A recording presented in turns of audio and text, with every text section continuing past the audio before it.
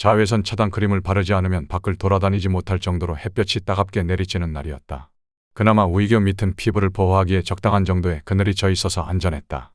그늘에 몸을 숨기고 있던 소년이 자신의 손목에 있는 아날로그 시계를 내려다보았다. 시간은 벌써 오후 7시가 되었지만 밖은 아직도 해가 지지 않아 나처럼 환했다. 소년은 물끄러미 고개를 들어 우이천을 따라 쭉 늘어서 있는 가로등을 보았다. 빛이 있으면 꺼지고 없으면 켜지는 가로등 불빛을 못 본 지 꽤 오래된 것 같다는 생각이 들었다. 우이천을 따라 강북구와 노원구 쪽으로 길게 뻗어나간 산책로 주변에는 녹이 슬어 금방이라도 쓰러질 듯한 가로등이 일정한 간격으로 세워져 있었다. 관리를 전혀 하지 않아 고장이 나버린 가로등은 대부분 유리가 깨졌거나 쓰러져 있어 흉물스럽게 방치된 상태였다. 고장 나고 깨진 가로등만큼이나 오래전에 우이천도 바닥을 드러낼 정도로 메말라 버렸다. 우이천의 근원지는 북한산 계곡이었다. 사실 산의 계곡이 말라버린 건 아니었다. 물이 여기까지 흐르지 않는 건 다른 이유가 있었다. 오로지 인간만이 자연의 혜택을 누려야 한다는 생각이 우이천을 메마르게 만든 가장 큰 이유였다. 자연과 가까운 곳에서 살기를 원하는 인간의 욕망 때문에 도시는 텅텅 비기 시작했다. 인간이 도시를 떠나면서 버리고 간 것들 중에는 자신과 똑같이 생긴 창조물도 있었다. 바로 복제인간인 클론이었다. 클론이 도시에서 살기 시작하자 인간은 그곳을 격리하면서 계곡의 물마저 계획적으로 흐름을 끊어놓았다. 도시를 비롯해 복제인간의 숨통도 끊어버리려는 속셈이었다. 그늘이 진 우이교 밑 돌계단에 앉아있던 소녀는 고개를 저으며 이런저런 잡생각을 떨쳐내려고 애썼다. 누군가를 기다려야 하는 지루한 시간엔 늘 잡념에 빠지곤 했다.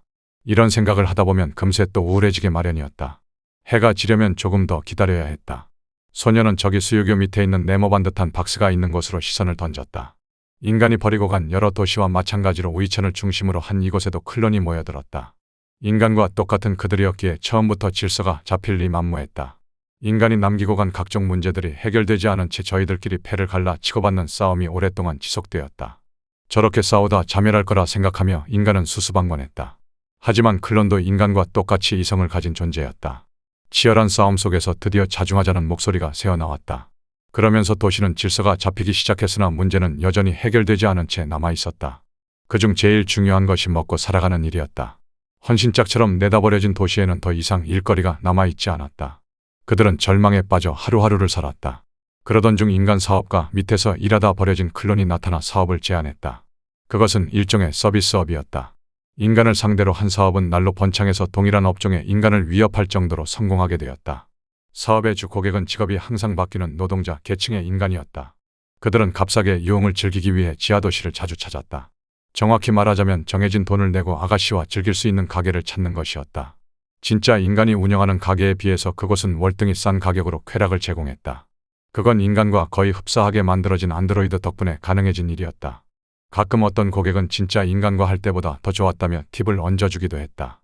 그럴 때마다 소녀는 계산을 끝낸 고객이 밖으로 나가 보이지 않을 때까지 억지로 미소를 지어 보이곤 했다. 우이교 밑뿐만 아니라 바깥에도 점점 그늘이 지기 시작했다. 소년이 손목시계로 시간을 확인해보니 시침과 분침이 정확하게 7시 32분을 가리키고 있었다. 3분이나 4분 정도 기다리면 해가 져서 완전히 어두워질 것이었다.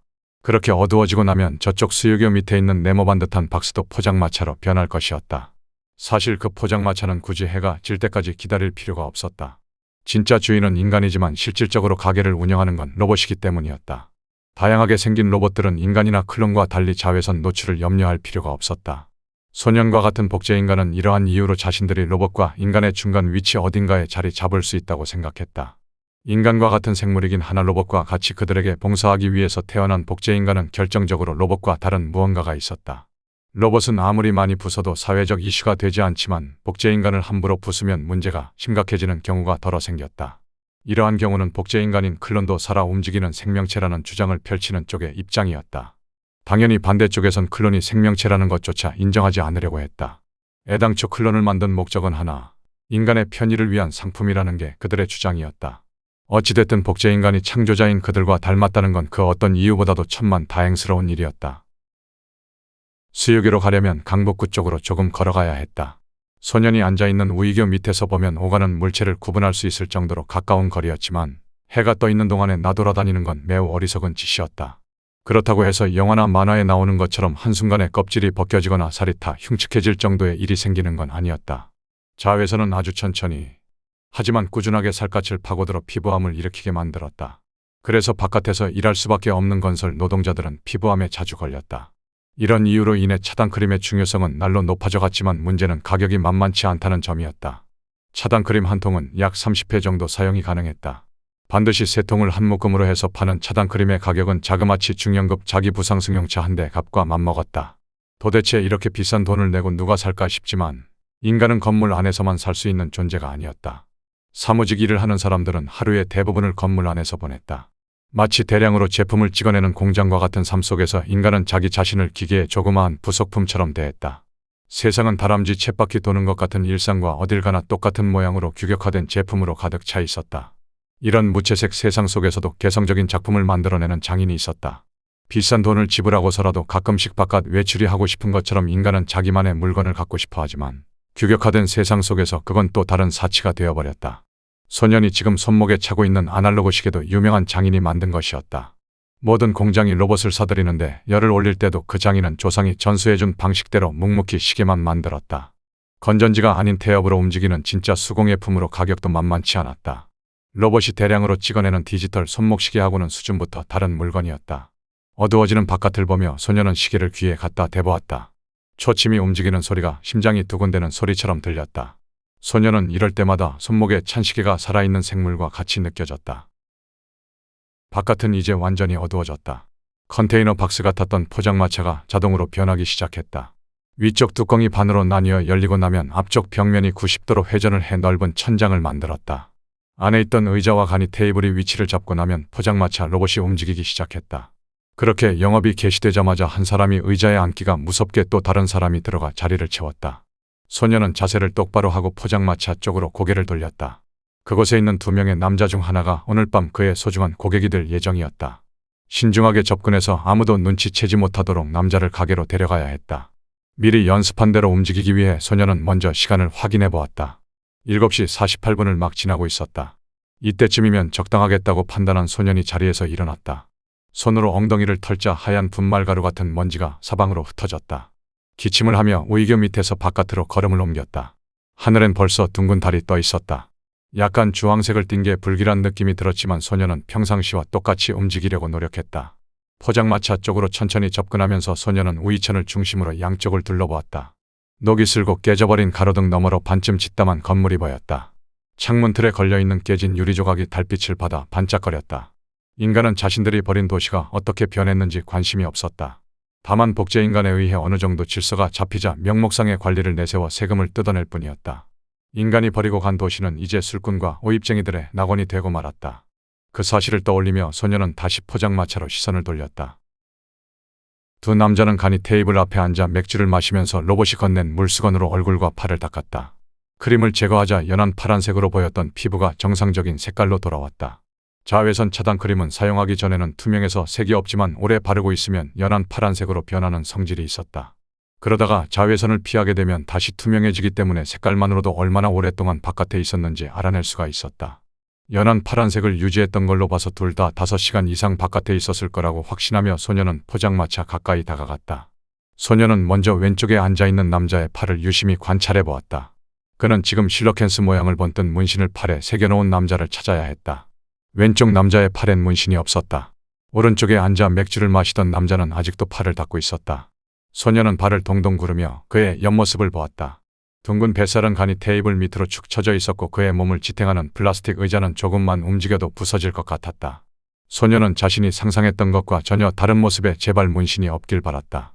오른팔뿐만 아니라 왼팔도 거의 다 닦았지만 소년이 찾는 문신은 보이지 않았다. 안도의 한숨을 내쉬며 왼쪽에 앉아있는 남자를 다시 관찰하려고 할 때였다. 오른쪽에 앉아있는 덩치 큰 남자가 팔꿈치 언저리에 남아있던 크림을 닦아내자 엄지만한 문신이 모습을 드러냈다. 그것은 언뜻 물고기를 번뜬 것처럼 보였지만 자세히 살펴보면 보통 물고기하고 다르다는 걸 알아챌 수 있었다. 보통 물고기는 위아래로 지느러미가 하나씩 있는데 반의 문신에는 지느러미가 더 많이 그려져 있었다. 등 부분에만 앞뒤로 각각 하나씩 2개의 지느러미가 있고 배를 비롯해 아가미 뒷부분에도 하나를 더 새겨놓았다. 특히 아가미 쪽에 있는 지느러미는 악어의 다리처럼 둥글럽적하게 생겨서 보통 물고기와 다른 실러캔스의 특징을 잘 보여주었다. 소년은 조금 실망했지만 어쩔 수 없이 문신을 한 그에게 다가갔다. 남자를 가게로 데려가기 위해 꼬드기는 모습이 최대한 자연스럽게 보여야 한다는 중압감이 다시금 소년을 짓눌렀다. 자세를 다잡고 나서 어린아이다운 표정을 지으며 그를 쳐다보았다. 아저씨, 연애 한번 하시죠? 변성기도 지나지 않은 어린아이의 목소리로 소년이 말했다. 나란히 앉아있던 두 남자가 거의 동시에 고개를 돌렸다. 9살 정도의 생김새로 호객 행위를 하는 모습이 왼쪽 남자의 눈엔 아무렇지도 않게 보인 듯했다. 무표정한 얼굴에 보일 듯 말 듯한 미소가 걸리는가 싶더니 이내 시선을 외면한 채 맥주를 마셨다. 소년과 같은 호객꾼을 보고서도 저렇게 태어난 걸 보면 샌님 같은 분위기와 달리 이런 곳에 자주 드나드는 족속임에 틀림없었다. 그의 반의 오른쪽 남자는 약간 당황한 표정에 얼굴이 붉게 변한 걸 보니 이곳에 처음 온 사람 같았다. 소년은 그에게 가까이 다가갔다. 진짜 사람하고 하는 것보다 훨씬 더 좋다고 소문이 자자한 곳이에요. 소년이 그에게 말하고 있는데 로봇의 가슴이 반으로 갈라지더니 그 안에 있던 모니터가 나오면서 화면이 켜졌다. 화면엔 포장마차의 진짜 주인이 나와 있었다. 둥근 얼굴의 중년 사내는 왼쪽 남자에게 시선을 돌렸다. 손님, 지금 쓰신 물수건으로 계산을 대신 하시겠습니까? 그렇게 하시면 앞으로 주문하실 모든 게 다 공짜로 제공됩니다. 주인의 비굴한 미소가 모니터 화면을 가득 채웠다. 남자는 아무 말 없이 모니터를 보다가 맥주병 옆에 놓아둔 물수건을 로봇에게 건네주었다. 그 모습을 본 주인은 고맙다며 고개를 숙인 뒤 오른쪽 남자에게 시선을 돌렸다. 아저씨, 저도 물수건으로 계산을 대신하겠습니다. 문신을 한 오른쪽 남자는 주인이 묻기도 전에 물수건을 로봇에게 건네주었다. 주인은 방금 전보다 훨씬 더 크게 고개를 숙이며 고맙다고 말했다. 대충 훑어봐도 왼쪽 남자보다 부피가 커서 크림도 많이 발랐을 것이기 때문이었다. 물수건에 묻은 게 많을수록 가격도 올라가게 마련이었다. 이렇게 모아둔 물수건은 차단크림 제조회사가 몽땅 구입해서 가져갔다. 재활용을 해서 가격을 낮춘 뒤 대중화시키기 위한 목적이라고 선전을 하지만 사실은 다른 이유가 있었다. 크림의 원재료가 되는 물질을 구하기 어려워진 점이 그 이유였다. 원재료는 하마가 흘리는 일종의 땀과 같은 물질이었다. 지구상에 존재하는 거의 모든 동물은 땀과 같은 물질을 흘리지 않는데 반해 하마는 마치 인간이 흘리는 땀과 유사한 물질을 만들어내 체온을 유지했다. 게다가 그 물질은 인간의 땀이 갖지 못한 놀라운 성질도 있으니 붉은색을 띠는 하마의 땀은 자외선을 차단하는 성질도 갖고 있었다. 여러 가지 화학적 가공을 해서 인간이 사용할 수 있도록 만든 게 현재의 제품이었다. 연한 파란색으로 변하는 건 나중에 첨가된 화학물질과 인간의 땀이 만들어낸 작용 탓이었다. 첨가된 화학물질이 인간에게 무해하다는 걸 강조하던 텔레비전 다큐멘터리가 소년의 머리를 스쳐 지나갔다. 차단크림에 대해 한참을 떠들어대던 해설자는 복제되지 않은 진짜 하마가 멸종위기에 처했다는 사실을 마지막으로 프로그램을 끝마쳤었다. 이상하게도 복제된 하마에서 추출해 만든 크림은 부작용이 생겼다. 그 이유에 대해선 아직도 연구 중이었다. 모니터를 가득 채웠던 중년 사내의 얼굴이 사라지자 로봇은 양손에 들고 있던 물수건을 수거함에 집어넣었다. 문신을 한 남자는 잔에 맥주를 가득 부어서 연거푸 마셔대기만 했다. 신경을 바짝 곤두세운 소년이 손가락으로 그의 등을 눌렀다. 구경만 하셔도 괜찮은데? 소년의 말이 끝나기도 전에 그가 먼저 자리에서 일어났다. 왼쪽에 앉아있는 남자가 힐끗 그를 보며 희미하게 미소를 지었다. 안녕히 가십시오, 손님. 포장마차 로봇이 무감정한 목소리로 남자에게 말했다. 그는 로봇을 보며 머리를 극적거릴 뿐 선뜻 발을 떼지 못했다. 소년은 남자의 그런 반응에 슬슬 짜증이 나기 시작했다. 아저씨, 가실 거죠? 남자의 소매를 잡아 끌며 소년이 독 쏘듯이 내뱉었다. 그는 조금 무안했는지 헛기침을 하며 걸음을 옮기기 시작했다. 말라버린 우이천을 따라 조성된 산책로엔 철문이 숨겨져 있었다. 철문은 산책로에서 도로로 나가는 길 중간에 있는데 평상시엔 홀로그램 장치로 위장을 해놓았다. 아무것도 없어 보이는 시멘트벽으로 남자를 데리고 가자 그는 멈칫하면서 의아한 시선으로 소년을 보았다. 이에 소년은 보란듯이 리모컨을 꺼내 버튼을 눌렀다. 시멘트벽이 사라지고 녹슨 철문이 나타났다. 철문을 열고 들어가면 지하도시로 통하는 지름길이었다. 소년이 빗장을 돌리자 날카로운 쇠소리가 났다. 지름길은 특별한 고객일 때에만 가끔 사용하기 때문에 금방 녹이 슬었다. 한 번이라도 꼭 시간을 내서 여길 손봐야겠다고 다짐하며 소년은 마지막 힘을 다해 빗장을 마저 열었다. 귀가 찢어질 듯한 소리에 남자는 얼굴을 심하게 찡그렸다. 아까 전에 보았던 수줍은 미소 따윈 어느새 사라지고 없었다. 철문을 열자 뜨거운 공기가 쾌쾌한 냄새와 함께 밀려나왔다. 들어갈 엄두가 나지 않을 만큼 숨이 막혔다. 소년이 먼저 철문 안으로 들어갔다. 안 갈 거야? 코를 막고 서 있는 남자를 보며 소년이 말했다. 어린아이라고 보기엔 믿을 수 없을 정도로 강한 카리스마가 느껴졌다. 외모로 판단하면 확실히 어른인 남자가 소년의 귀에 눌려서 마지못해 안으로 발을 들여놓았다. 그가 들어오기만 기다렸다는 듯 소년은 재빨리 문을 닫았다. 동굴같이 어두워진 공간에 철문 닫히는 소리가 울려 퍼졌다. 리모컨 버튼을 누르자 천장에 일렬로 이어져 있는 전구에 불이 들어왔다. 저 안쪽까지 불이 켜진 걸 확인하고 나서야 소년은 리모컨을 주머니에 집어넣었다. 저기까지 불이 다 켜져야 홀로그램 장치가 다시 작동해. 바깥으로 소리가 새어 나갈지 모르니까 중간까지는 최대한 조심해서 가자고, 알았지? 저 안쪽을 가리키며 소년이 말했다. 남자는 떨떠름한 표정으로 고개만 끄덕거렸다. 지름길은 성인 남자 두세 명이 나란히 걸을 수 있을 정도로 넉넉한 곳이었다. 조심스럽게 걷던 남자가 반쯤 지나자 성큼성큼 앞서 걷기 시작했다. 구두를 신은 그의 걸음걸이에 뚜벅거리는 발소리가 무겁게 울려 퍼졌다. 상대적으로 다리가 짧은 소년이 그의 소매자락을 붙잡았다. 이봐, 조금만 천천히 가지. 따라가기가 좀 힘들군. 숨을 헐떡거리며 소년이 말했다. 이런 젠장, 꼬마야. 이제 정도껏 하자. 아저씨가 사람이 좋아서 참는 거거든. 아무리 중요한 일을 한다고 해도 어른한테 반말하고 그러면 못 쓰는 법이야. 남자는 소년이 잡았던 소매자락을 거칠게 당기고 나서 짐짓 마음이 넓은 어른인 척 설교조로 말했다. 생김새로 보아하니 자기가 더 어른 같은데 왜 대접을 안 해주냐 이거로군. 소년은 한심하다는 듯 미소를 지었다. 남자는 남자대로 자존심이 상했다. 특히 요만한 꼬마한테 반말을 들으며 임무를 수행해야 한다는 사실이 제일 마음에 들지 않았다. 몇 살이야? 남자를 올려다보며 소년이 물었다. 몇 살이냐고? 참네. 23이다. 23, 너 같은 꼬마한테 반말이나 들을 나이는 한참 지났지. 소년의 질문에 남자는 기가 막히다는 듯 빠르게 대답했다. 23이라. 좋은 나이군. 자네가 3살쯤 됐을 때 나는 이곳에서 사업을 시작했지. 뭐? 당황하는 기색에 남자를 뒤에 두고 소년은 천천히 걸음을 옮겼다. 이곳에 버려졌을 때 내 나이는 18이었어. 버려지기 전엔 한 사업가의 장난감으로 몇 년간 그에게 봉사를 했었지. 소년이 걸음을 멈춘 채 뒤돌아보았다. 소년은 웃옷을 들쳐서 자신의 배에 새겨진 문신을 보여주었다. 예전에는 팔이 아닌 몸에다 조직의 문신을 새겼다는 얘기를 남자는 기억 속에서 끄집어냈다. 특히 저 문신은 소년이 조직의 초창기 멤버였음을 증명하고 있었다. 30년 전에 만들어진 조직이니까 남자보다 나이가 많다는 게 사실이었다. 따라오게. 서둘러야 해. 멍한 표정으로 서 있던 남자는 들릴 듯 말 듯하게 알았다고 대답한 뒤 걸음을 옮겼다. 소년은 뒷짐을 지고 천천히 걸어가면서 자신의 과거에 대해 늘어놓았다. 어린아이를 성적인 대상으로 삼았던 변태 사업가는 그렇게 몇 년을 갖고 놀다가 새 상품이 나오자 아무런 갈등도 하지 않고 이곳 격리구역에 소년을 내다버렸다. 그즈음 이곳은 패를 갈라 치고받던 싸움이 어느 정도 잦아들고 있었지만 현실적인 문제로 인해 분위기가 침울했던 시기였다. 먹고 살 길이 막막했던 그들 앞에 소년이 나선 건 어쩔 수 없는 선택이었다. 9살 나이의 생김새에서 더 이상 성장하지 않는 앳된 소년의 등장으로 인해 격리구역은 활기를 되찾기 시작했다. 병을 고칠 수 있는 방법은? 얘기를 듣고 있던 남자가 뜬금없이 질문을 던졌다. 인간도 아직 연구 중이라는데 우리가 그걸 알 턱이 있나? 정말 9살 이후엔 잘하지 않은 건가요? 남자는 소년에게 말을 높여야 한다는 사실이 아직도 불편한지 끝을 약간 얼버무렸다.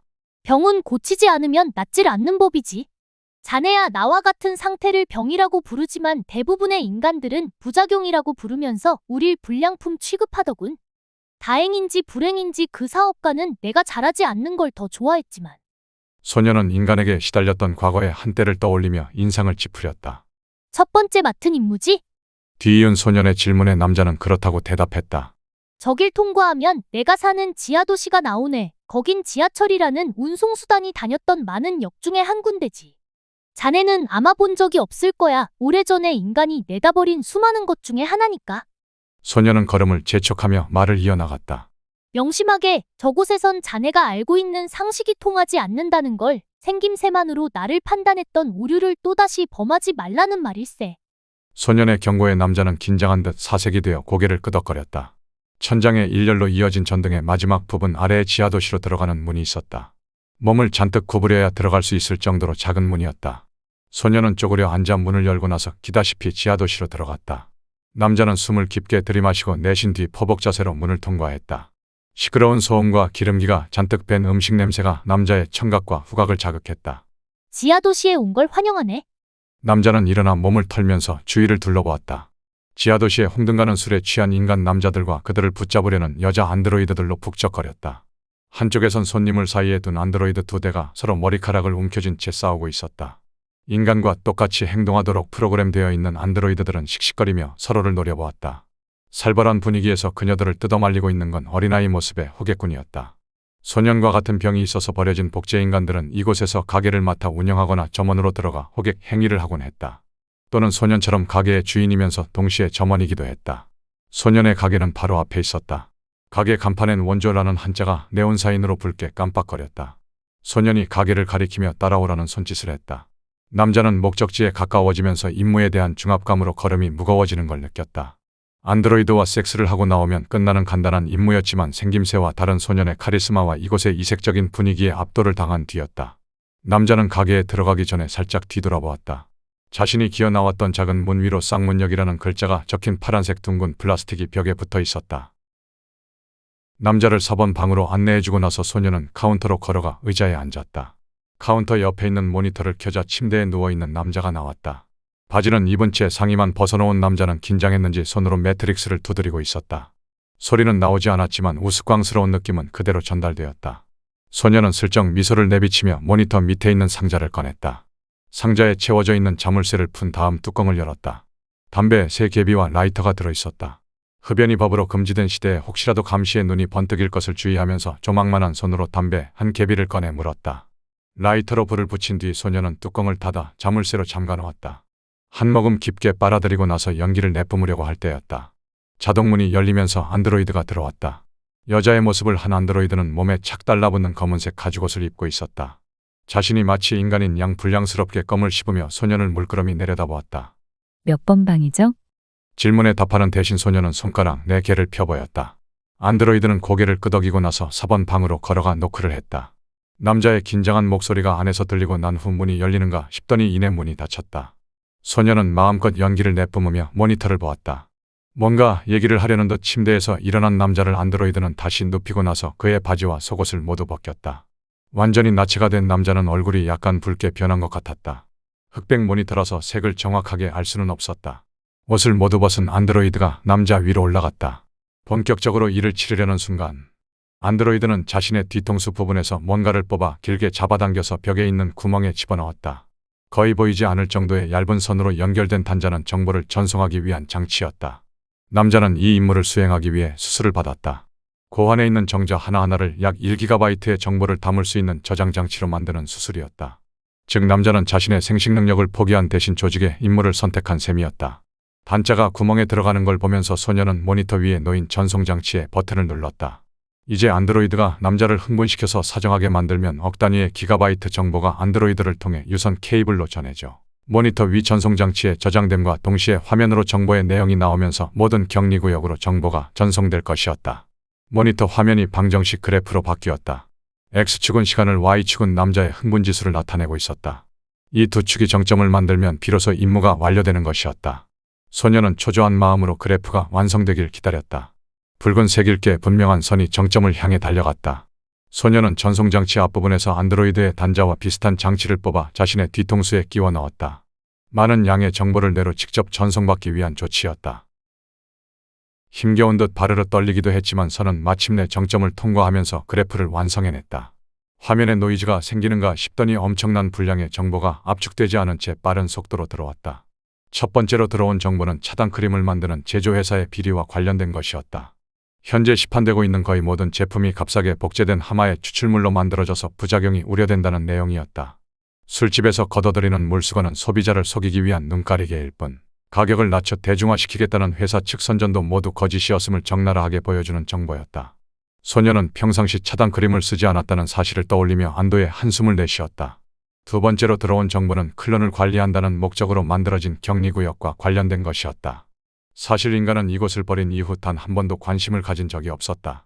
오히려 자연적으로 흐르던 물을 차단해 환경을 훼손시켰고 넓은 지역에 걸쳐 바리케이드와 경비병을 배치해 복제인간이 탈출하지 못하도록 철저하게 감시했을 뿐이었다. 그러면서도 이곳을 관리한다는 명목으로 세금을 걷어가는 인간의 횡포는 날이 갈수록 정도가 심해졌지만 인간에게 길들여진 대다수 복제인간은 이게 잘못된 정책이라는 걸 인식하지 못하고 있었다. 이제 진실을 알려야 할 때가 왔다.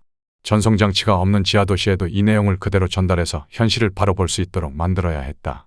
소년은 반드시 그렇게 하겠다고 다짐하며 다음 내용으로 넘어갔다. 세 번째로 들어온 정보는 복제인간의 온갖 부작용을 고칠 수 있는 방법이었다. 인간에겐 없는 병을 평생 지고 살아야 하는 클론들에겐 반가운 소식이지만 9살 이후로 생김새가 변하지 않은 소년에겐 그저 그런 소식으로밖에 느껴지지 않았다. 이 살벌하고 난잡한 분위기의 동네에서 살아남을 수 있었던 건 소년의 사업가적 기질도 큰 몫을 했지만 무엇보다 어린아이의 앳된 모습 때문이었다는 걸 소년 자신은 잘 알고 있었다. 고칠 수 있는 방법이 있다 해도 결코 고쳐선 안 되는 병이었다. 소녀는 고개를 절레절레 저으며 다음 내용으로 넘어갔다. 네 번째 정보를 받으려는 순간 화면 가득 실러켄스의 흉측한 모습이 떴다. 지하 조직의 상징인 실러켄스가 화면에서 사라지자 네 번째 정보가 암호화된 채 화면에 나왔다. 언뜻 16진수로 표현된 기계와 같기도 한 글자의 배열이 한순간 화면을 뒤덮는가 싶더니 전송장치가 암호를 해독해서 화면의 정보가 나오게끔 만들었다. 많은 동영상 자료를 비롯해 언론 매체에서 발표된 모든 기사와 더불어 알려지지 않은 소문까지 하나의 주제별로 묶여서 나온 다른 정보와 달리 이번엔 간단명료한 텍스트 정보였다. 화면을 보던 소녀는 뒤통수에서 단자를 빼낸 뒤 아까 그 상자 쪽으로 시선을 돌렸다. 그는 자물쇠를 풀기 위해 번호를 누르려 했지만 손이 떨려서 자꾸만 다른 번호를 눌렀다. 이마에 흐르는 땀을 닦을 새도 없이 4번 방에서 남자의 비명소리가 터져 나왔다. 겨우 자물쇠를 풀어서 뚜껑을 연 다음 두 갭이 남은 담배 중 하나를 꺼내서 입에 물었다. 파르르 떨리는 담배 끝에 불을 붙이려고 하는데 4번 방의 문이 열렸다. 여자의 모습을 한 안드로이드는 태연하게 걸어 나와 카운터 앞을 지나갔다. 입고 온 가죽옷을 다시 걸치긴 했지만 인공 피부에 묻은 남자의 피를 닦아내진 않았다. 가게를 나가는 안드로이드를 보며 소녀는 담배에 불을 붙였다.